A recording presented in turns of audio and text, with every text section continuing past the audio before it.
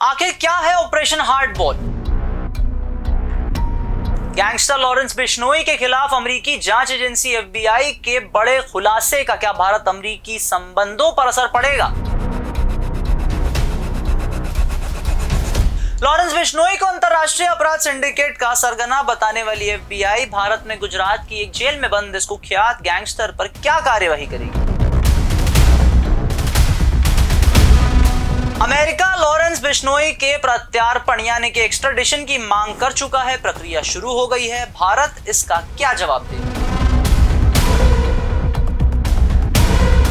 खुद को राष्ट्रवादी कहने वाले लॉरेंस बिश्नोई के प्रत्यार्पण को क्या भारत राजी होगा?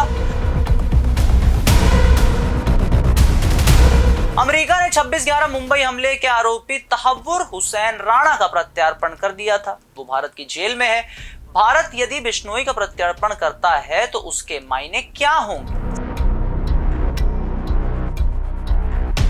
सबसे बड़ा सवाल तो यह है कि गुजरात की साबरमती जेल में बंद यह गैंगस्टर आखिर अंतरराष्ट्रीय अपराध सिंडिकेट चला कैसे रहा है और एफबीआई के पास सबूतों के तौर पर आखिर क्या जानकारियां हैं जिससे भारत में हड़कंप मचा हुआ है।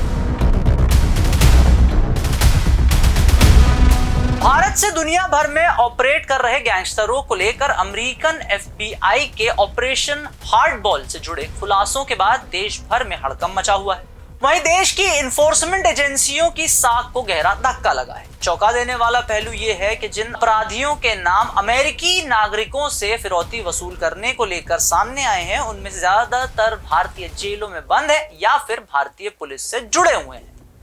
ऐसा नहीं है कि केवल एफबीआई ने इन पर आरोप लगाए हैं। सच्चाई यह है कि कनाडा, ऑस्ट्रेलिया, सिंगापुर समेत अन्य देशों में भी इनके द्वारा किए गए अपराधों की बड़ी फहरिस्त है।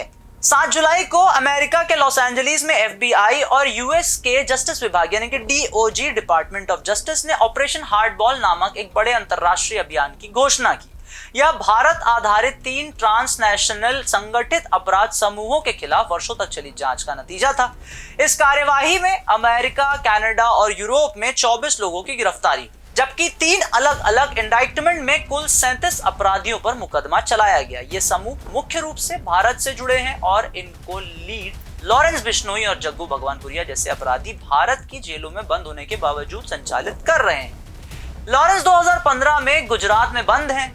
जग्गू भगवानपुरिया को 2015 में गिरफ्तार किए जाने के बाद पहले भटिंडा जेल में रखा गया था। बाद में नारकोटिक्स कंट्रोल ब्यूरो यानी कि एनसीबी ने उसे असम के सिलचर सेंट्रल जेल में शिफ्ट किया था। इंडाइटमेंट के अनुसार वह स्मगल्ड सेलफोन और वॉइस ओवर इंटरनेट डिवाइस के जरिए जेल से ही वैश्विक अपराध नेटवर्क चला रहा था। उसके सहयोगी गोल्डी बरार और रोहित गोदारा ने उत्तरी अमेरिका और यूरोप में संचालन संभाला। इस समूह के 1000 से ज्यादा एसोसिएट्स हैं, जिनमें 100 से ज्यादा अमेरिका में हैं।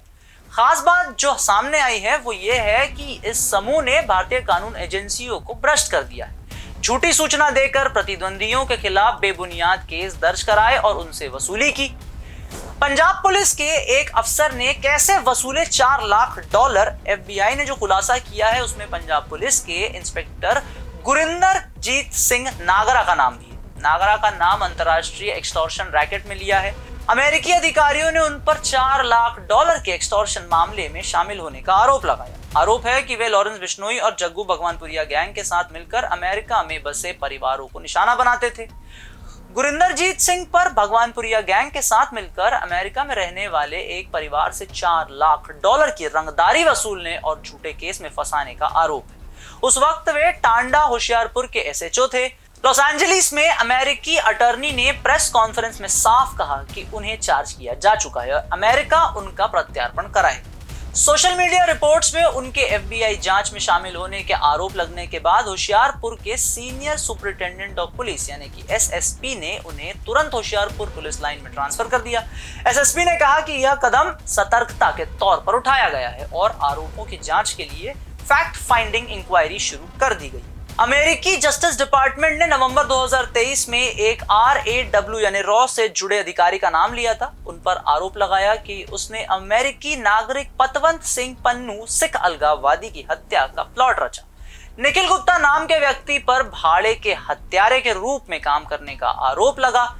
इससे भी भारत सरकार ने इनकार किया। लेकिन गजब तब हुआ जब निखिल गुप्ता ने मैनहट्टन के फेडरल कोर्ट में सुपारी देकर हत्या की साजिश और मनी लॉन्ड्रिंग की साजिश के आरोपों में दोष स्वीकार किया। अमेरिका में एफबीआई की यह कार्यवाही भारत की छवि और आंतरिक सुरक्षा तंत्र पर गंभीर सवाल खड़े करती है। लॉरेंस बिश्नोई और जग्गू भगवानपुरिया जैसे बड़े अपराधी दशकों से भारतीय जेलों में बंद हैं, फिर भी स्मगल्ड फोन के जरिए अंतरराष्ट्रीय स्तर पर हत्या, ड्रग तस्करी और एक्सटॉर्शन का नेटवर्क चला रहे हैं। यह स्पष्ट रूप से जेल सुरक्षा व्यवस्था, निगरानी और तकनीकी नियंत्रणों में गंभीर खामियों को दर्शाता है। अमेरिकी अधिकारियों ने कहा कि भारतीय जेल उन्हें रोकने के लिए पर्याप्त नहीं है। अमेरिकी अफसरों का यह बयान भारतीय जेल व्यवस्था की विश्वसनीयता को सीधे प्रभावित करता है। यह समूह भारत में ही बेस्ड है और पंजाब, राजस्थान जैसे राज्यों में सक्रिय है। घरेलू स्तर पर इसके खिलाफ कई केस पहले भी चल रहे थे, फिर भी इन्हें पूरी तरह खत्म नहीं किया जा सका। विदेशों में इनके नेटवर्क का विस्तार और निज्जर की हत्या जैसे हाई प्रोफाइल मामले भारतीय खुफिया तंत्र की निगरानी और पूर्वानुमान क्षमता पर सवाल उठाते हैं।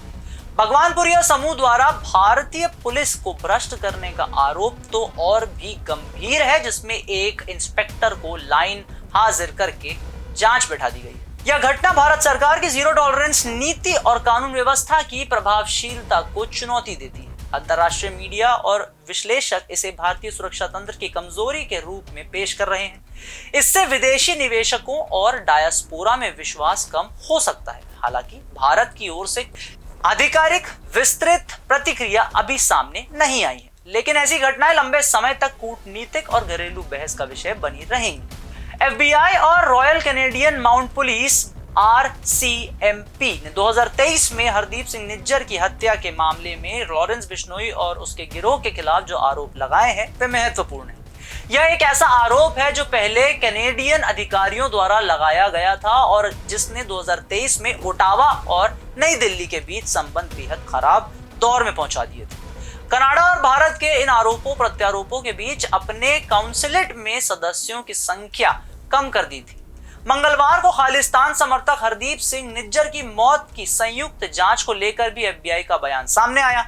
अमेरिका और कनाडा ने बिश्नोई और उसके गिरोह के सदस्यों के खिलाफ अमेरिकी नागरिकों के खिलाफ कई गंभीर आरोप लगाए। एफबीआई और RCMP ने उन पर हत्या, गोलीबारी, जबरन वसूली और अंतरराष्ट्रीय सीमाओं के पार नशीले पदार्थों की तस्करी जैसे कई गंभीर मामलों में शामिल होने की बात भी कही।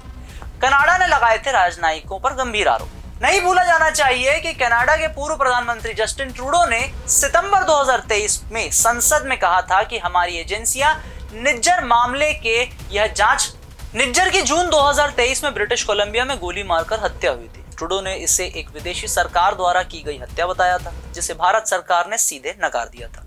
उस समय भारत सरकार और उसके अधिकारियों, जिनमें कनाडा के तत्कालीन उच्चायुक्त संजय वर्मा भी शामिल थे, और उन पर चौंकाने वाले आरोप लगाए गए थे। एफबीआई की जांच रिपोर्ट में निज्जर की हत्या का भारत सरकार के अधिकारियों या उसकी एजेंसियों से कोई संबंध नहीं बताया गया। इससे कनाडा और भारत के बीच एक बड़ा राजनीतिक विवाद खड़ा हो गया। क्या भारत लॉरेंस बिश्नोई और भगवानपुरिया का प्रत्यार्पण करेगा? सत्ता के गलियारों में इसे लेकर चर्चा है कि यदि ऐसा होता है तो आशंका है कि यह बात बहुत दूर तक न चली जाए। अपनी धरती पर भारतीय गैंगस्टर्स के कथित आपराधिक कारनामों को लेकर कनाडा और भारत के संबंध पहले ही तनावपूर्ण हो चुके हैं। अब इन्हीं गैंगस्टर्स के खिलाफ अमेरिका में हुई प्रेस कॉन्फ्रेंस के बाद क्या भारत अमेरिका रिश्तों पर असर पड़ेगा? महत्वपूर्ण है कि अमेरिकी अभियोजकों और सुरक्षा एजेंसियों ने कहा है कि वे इन दोनों गैंगस्टर्स लॉरेंस और भगवानपुरिया के प्रत्यार्पण के लिए भारत सरकार से औपचारिक रूप से संपर्क करने की योजना बना रहे हैं, ताकि उन पर अमेरिका के जबरन वसूली और रैकेटियरिंग के तहत मुकदमा चलाया जा सके। तो ये थी ऑपरेशन हार्डबॉल को लेकर नेशनल ब्यूरो हेड आवेश तिवारी जी की रिपोर्ट। वीडियो अगर आपको पसंद आया हो तो इसे लाइक करें, शेयर करें, चैनल को फॉलो सब्सक्राइब करना ना भूलें। धन्यवाद।